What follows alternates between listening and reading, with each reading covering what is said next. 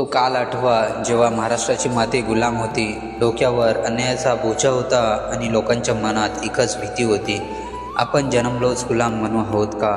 तेव्हा सह्याद्रीच्या कुशीत एका साध्या मातेकडून जन्मलेला मुलगा इतिहासाला प्रश्न विचारतो, हे राज्य कोणाचं? आणि उत्तर स्वतः देतो, हे राज्य माझं नाही आहे, हे स्वराज्य आहे. ही गोष्ट आहे छत्रपती शिवाजी महाराजांची, स्वराज्यासाठी झुंज देणाऱ्या सिंहाची. 1630 साल, शिवनेरी किल्ला, महाराष्ट्र चारही बाजूनी शत्रूने वेढलेला.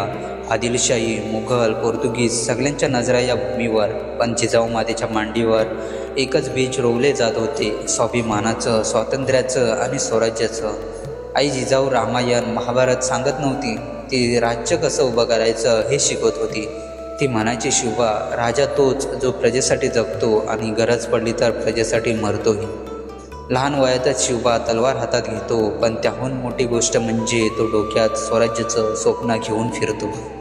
शिवाजी महाराजांकडे ना मोठी सेना, ना सोन्याचे खजिने, ना प्रचंड हत्ती घोडे होते, पण त्यांच्याकडे होतं धैर्य, बुद्धी आणि सह्याद्रीची साथ. महाराजांनी युद्धाला नवा अर्थ दिला.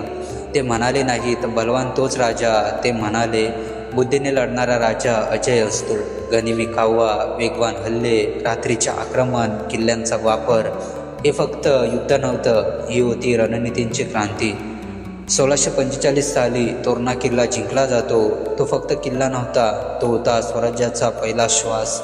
एका मागोमाग एक किल्ले स्वराज्यात येतात, लोकांना विश्वास बसू लागतो, हा राजा वेगळा आहे, हा आपल्यासाठी लढतोय. शिवाजी महाराज लढाई जिंकत नव्हते, ते लोकांची मनं जिंकत होते. शेतकरी सुरक्षित होता, महिलांचा सन्मान केला जात होता, धर्माच्या नावावर अन्याय नव्हता, हेच होतं स्वराज्य. आदिलशाहीने अफजल खान पाठवला, प्रचंड ताकदवान, कपटी आणि निर्दयी. भेटीचं आमंत्रण दिलं जातं. सगळे म्हणतात महाराज जाऊ नका, पण शिवाजी महाराज म्हणतात, सिंहाला माहीत असतं कधी मागे हटायचं आणि कधी झडप घालायची. अफजल खान विश्वासघात करतो, पण वागणूक आणि बुद्धी यांचा संगम होतो. क्षणात इतिहास बदलतो. हा फक्त युद्धाचा विजय नव्हता, हा होता धैर्याचा विजय. 1647 रायगड, सह्याद्री साक्षीदार. शिवाजी महाराजांचा राज्याभिषेक होतो, पण ते म्हणतात, मी राजा झालो नाही आहे, मी प्रजेचा सेवक झालो.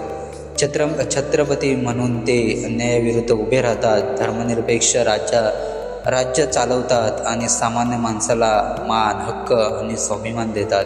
शिवाजी महाराज फक्त इतिहास नाही आहेत, ते विचार आहेत. ते सांगतात, कमी साधन असलं तरी मोठी स्वप्न पहा, परिस्थितीवर रडू नका, इतिहास घडवा, सत्ता नव्हे, सेवा महत्त्वाची आणि सर्वात महत्त्वाचं, स्वतःसाठी नाही, समाजासाठी जगा.